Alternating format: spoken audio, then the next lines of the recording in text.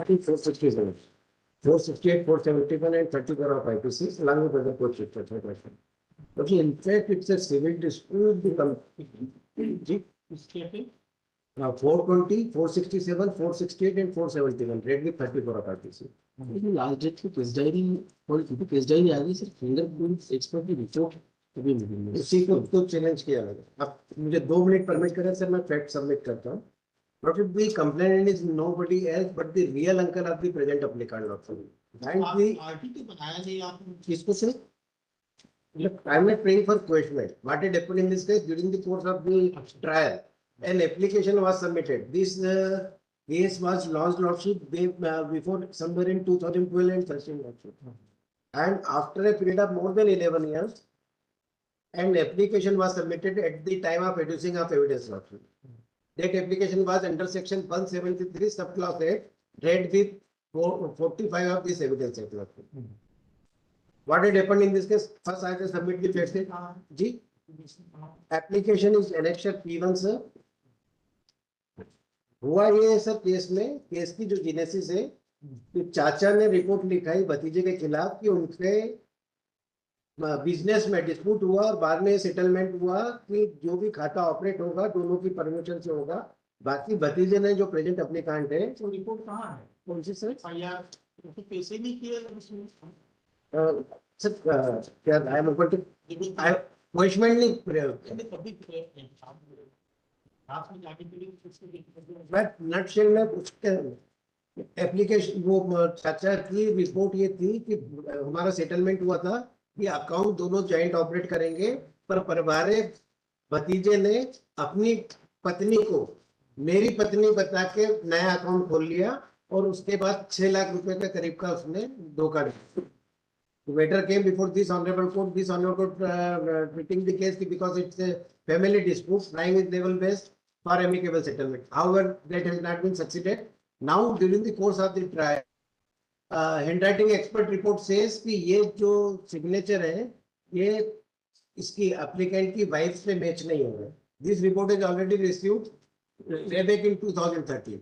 Now 2024 में ये application submit कर रहा है कि वो एप्लीकेशन उसकी वाइफ की तो नहीं है, पर प्रेजेंट एप्लीकेंट से स्पेसिमेन सिग्नेचर लिए जाए और उसको भेजे जाए वहां पर हैंड राइटिंग के लिए, तो ये चीज क्लियर हो पाए। नाउ विद ग्रेट रेस्पेक्ट 173(8) का आवेदन ट्रायल कोर्ट ने राइटली रिफ्यूज किया कि ये प्रोविजन इसमें अट्रैक्ट नहीं होंगे क्योंकि should have been at the initial stage of magistrate को पावर दिए हुए, और सेक्शन 45 में वो उनकी प्रेयर अलाउ कर दी। अब लुक टू दिस सेक्शन 45, तो सेक्शन 45 में कहीं भी ये कोर्ट को परमिट नहीं किया है कि ट्रायल के दौरान किसी की अर्जी के ऊपर उत्तर 8 सीआरपीसी सहपठित धारा 45 साक्ष्य विधान पैराग्राफ 2 सर डायरेक्टली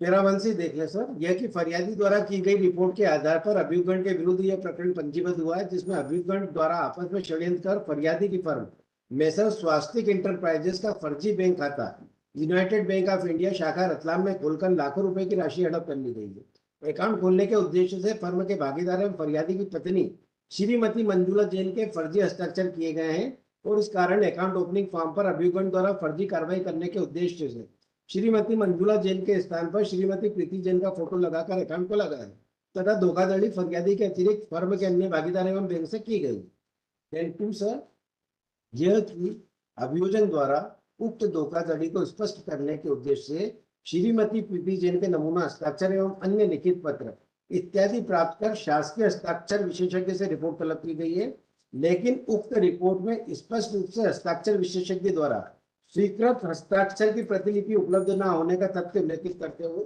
रिपोर्ट प्रदान की गई है, जिसकी जानकारी रिपोर्ट की परीक्षण सूक्ष्मता से करने के से हुई है।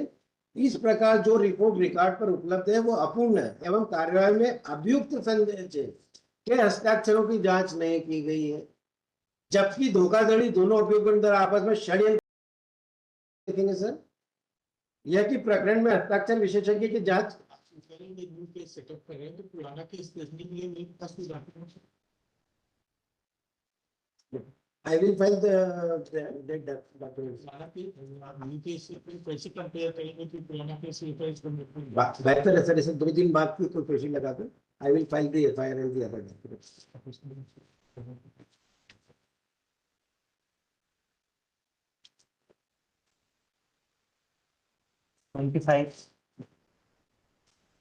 मैंने स्टे के लिए प्रेयर किया, ऑफकोर्स ये क्योंकि मैं डॉक्यूमेंट पेश नहीं कर पाया हूं, इसलिए बढ़ रहा है मामला। पर वो नोइंग इट फुल्ली वेल कि matter is sub judice before this honourable court.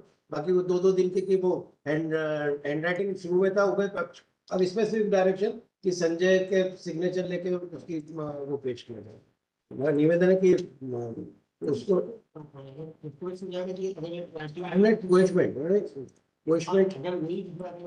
आपका एप्लीकेशन स्वीकार हो जाएगी तो कि नीचे लेने की जरूरत नहीं पड़ेगी, इसको खत्म हो जाएगा। नहीं फिर तो मेरा ये पर्पस ही मेरी यही इंस्ट्रक्शन हो जाएगी ना sir. Whether under 45 the court has power और नॉट दिस टू बी, या फिर इसे पास की तारीख लगा दो तो नेक्स्ट वीक को लगा नेक्स्ट, ठीक है सर। This is